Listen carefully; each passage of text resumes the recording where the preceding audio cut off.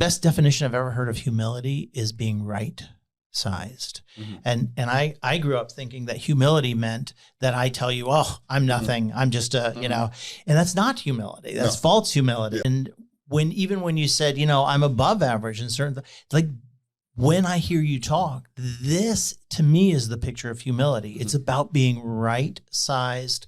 It's about being comfortable in my own skin. And I think so many people are watching or listening that struggle with. I struggle with it. I think we all struggle with it at times.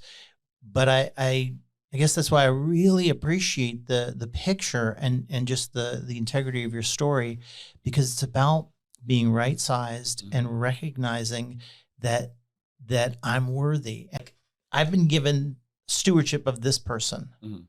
I have to take care, but if I'm not taking care of this person, then all of that isn't going to happen. Now, the rest of it doesn't matter. In order to show humility is you got to talk about your strengths, and then you got to talk about the areas you need to grow in.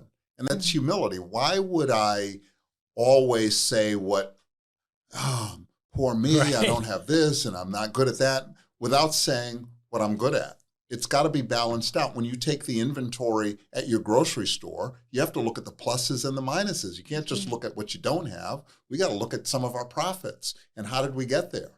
It's been a process for me to get to a place of humility, because I came from such a place of shame that I had to overdo it, judgmental, critical of others, and it was all to protect myself from what I felt like I needed to protect myself as a child that I brought into my adulthood. And those defenses have expiration dates, but I didn't realize it.